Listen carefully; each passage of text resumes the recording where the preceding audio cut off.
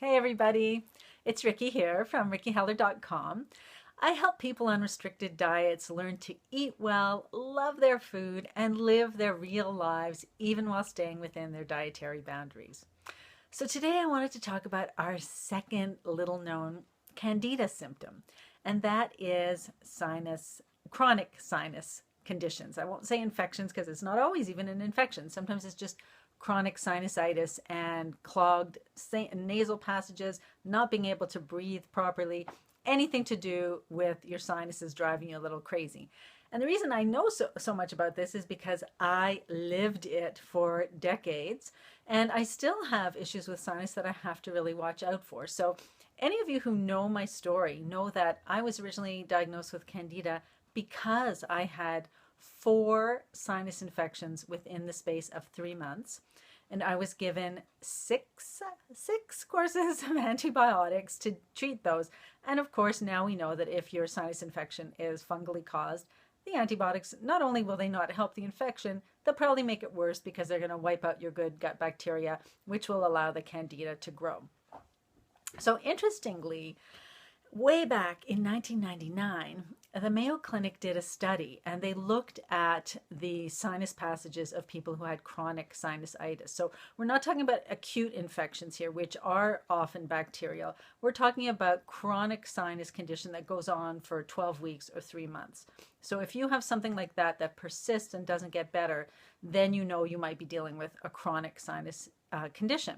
And that's the kind of thing they looked at. So they swabbed the sinus passages of these people, and they found that up to 96% of them had fungi embedded in the sinus walls. So basically, the terminology they use is that the fungus had colonized the sinus, which sounds very scary. But, you know, one of the things that occurred to me when I first read this is, well, we know that Candida is everywhere in our bodies and it lives in our mucous membranes. So if you do a test for Candida, for instance, in the colon, it is going to test positive because everybody has some Candida.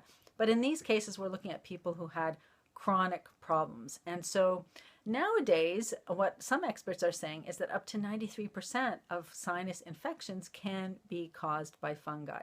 So what can you do? Well, obviously you want your doctor to take a look at this and really test to see, is it bacterial, is it sinus? Is it fungal?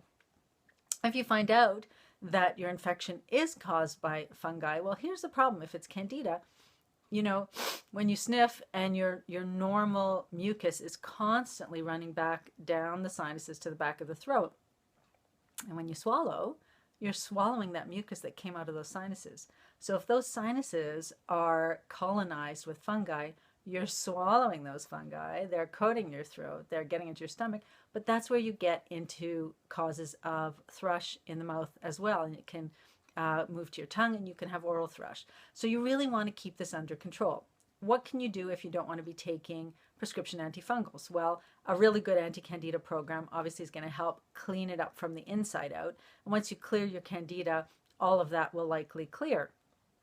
What can you do about the symptoms in the meantime? Well, this is something that I do all the time, and this is sinus irrigation. And what that just means is you flush out the sinuses with a liquid that's sterile and that has a pH that's normal for the body so it doesn't sting. Because like if you've ever, say, gone in a lake and sniffed in water inadvertently, you know it can really sting in the sinuses. So you've got to make it the right pH so that your body, so that it's the same as your bodily fluids and that it's not going to cause that kind of stinging reaction.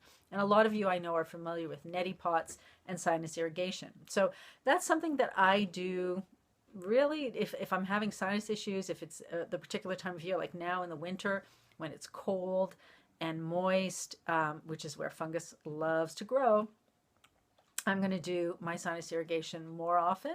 In the summer, I don't need to do it as often because it's dry and sunny and fungi don't grow there. So a lot of people use a neti pot, and I can talk in more detail about sinus irrigation at another point, but I just wanted to show you guys, if you don't like the neti pot, which I don't, it's like a mini teapot that you pour water from one sinus into the other and then vice versa. I found it was just too large and too bulky and just didn't feel right. So what I use is this mini It's a baby's ear syringe, and I change it as often as I need to ensure that it's clean and sterile and so on. And always use sterilized water because you don't want any live pathogens in that water going into your sinuses.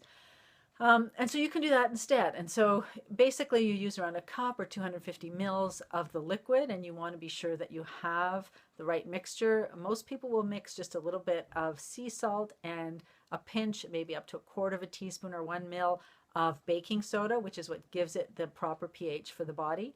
And then allow the water to cool to room temperature or just barely lukewarm, and then it's appropriate for flushing through the sinuses. And you can Google how to do it. You know, you lean over a sink and you flush the water through. So that's one thing that you can do to tackle that chronic condition and help make yourself more comfortable. The other thing that you can do is use essential oils, because a lot of essential oils are great at keeping fungi under control as well. So what I do is a steam tent, which is basically just a pot of boiled filtered water, and it's going to be very steamy. Take it off the stove, put it on the table on a trivet so you don't burn your tabletop.